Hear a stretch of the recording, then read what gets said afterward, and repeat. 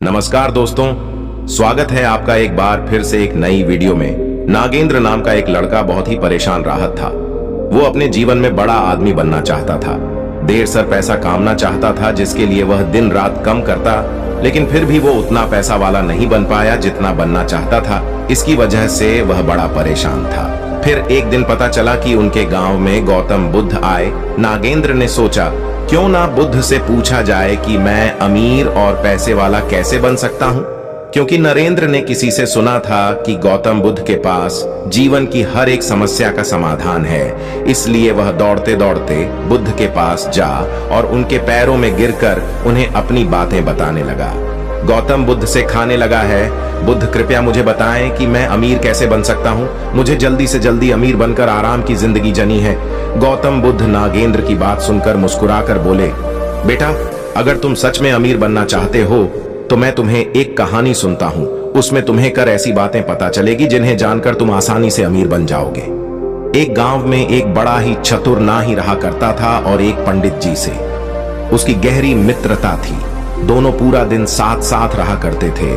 जजमानों के घरों से उनकी जीविका चलती थी। एक बार ऐसा समय आया कि काफी दिन बीत गए, पर किसी जजमान ने उन्हें नहीं बुलाया।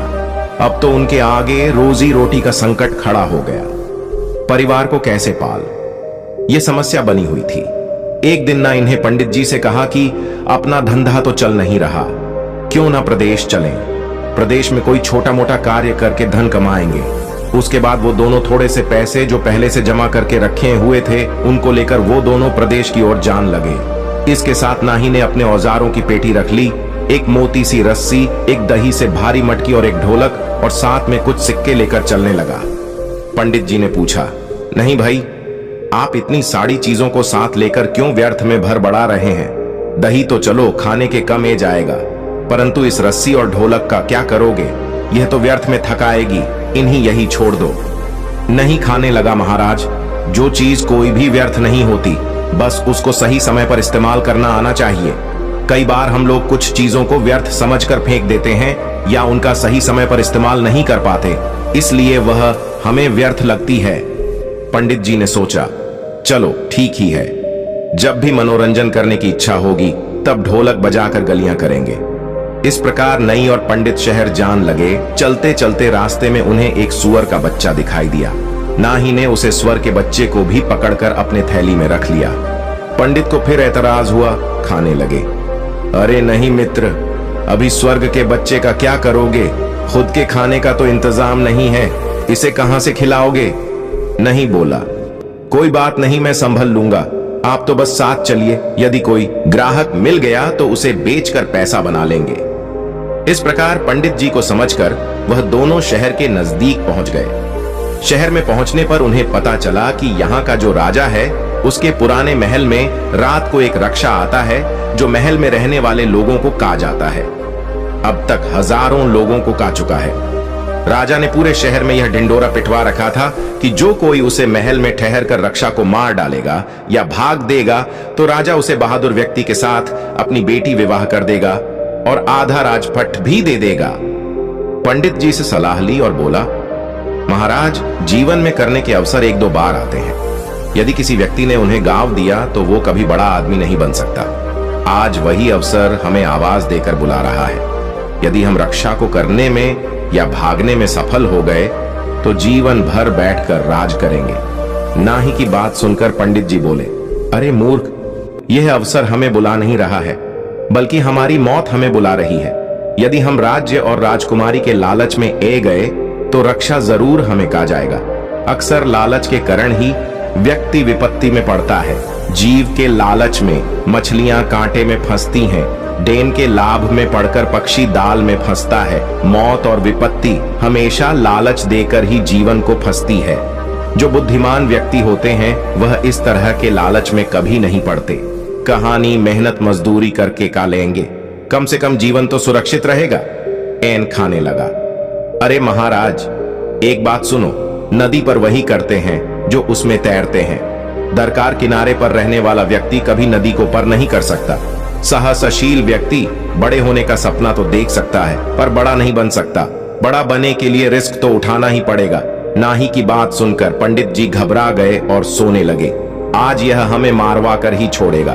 पंडित जी एक बार फिर ना इसे बोले, मित्र, राजा के महल में जाना और रक्षा से लड़ना यह हमारी बुद्धिमानी नहीं, मूर्खता है। क्यों व्यर्थ ही मुसीबत मान लेना चाहते हो? तुम्हें अपनी जान प्यारी नहीं है क्या? यदि तुम्हें जान प्यारी नहीं है तो कोई बात नहीं, कम से कम मेरे प्राणों की तो चिंता करो। महल में जाना सरासर आत्महत्या करने के समाज है। ना ही बोला, मित्र परेशान मत हो, हम जरूर जीतेंगे। जीतने वाले कोई अलग कम नहीं करते, बस वह हर कम को अलग तरीके से करते हैं। गरीबी लाचारी का जीवन जीने से अच्छा है कि मौत से भी लड़कर हमें उन्नति करनी चाहिए। दरिद्रता का जीवन तो वैसे भी मृत्यु के समाज है। हम पूरा जीवन मेहनत करें तो भी इतना नहीं काम सकते कि राजा बन जाए।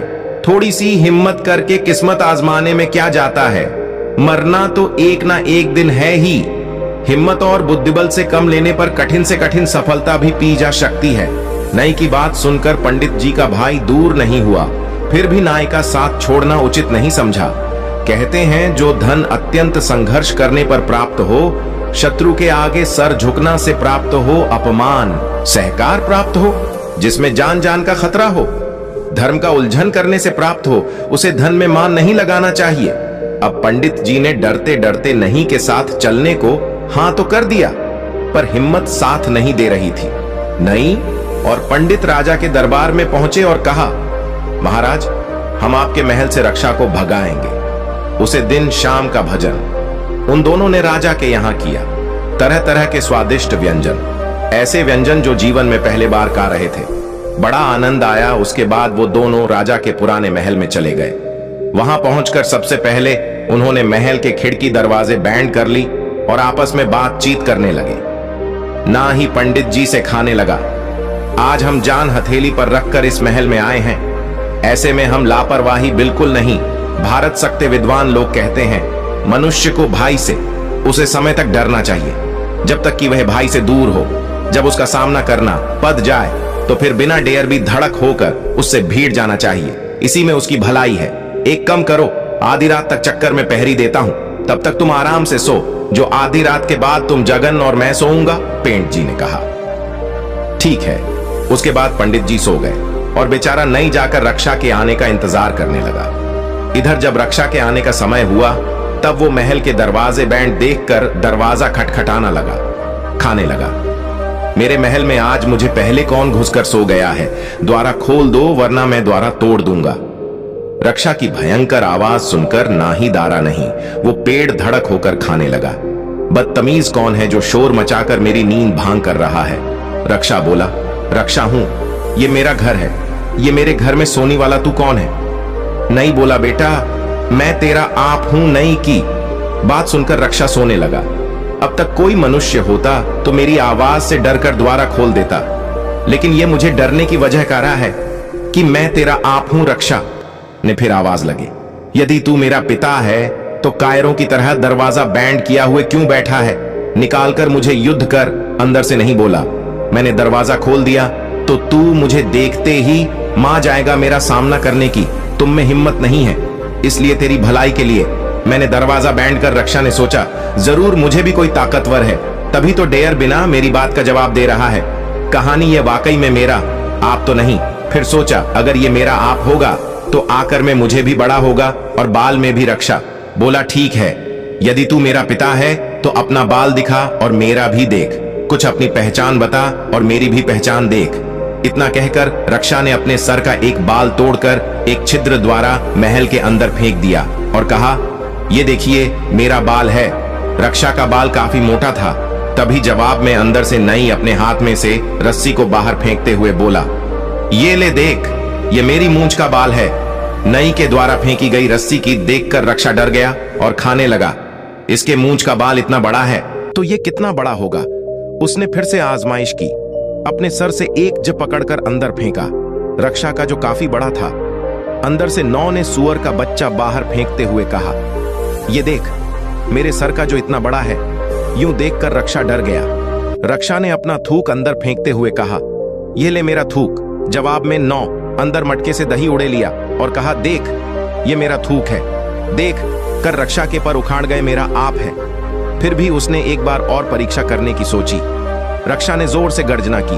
उधर जवाब में नौ ने अपनी ढोलक को पीटना शुरू कर दिया। ढोलक की आवाज को गर्जना समझकर रक्षा का माल मूत्र छट गया। वह समझ चुका था, अंदर मुझे भी बड़ा रक्षा है।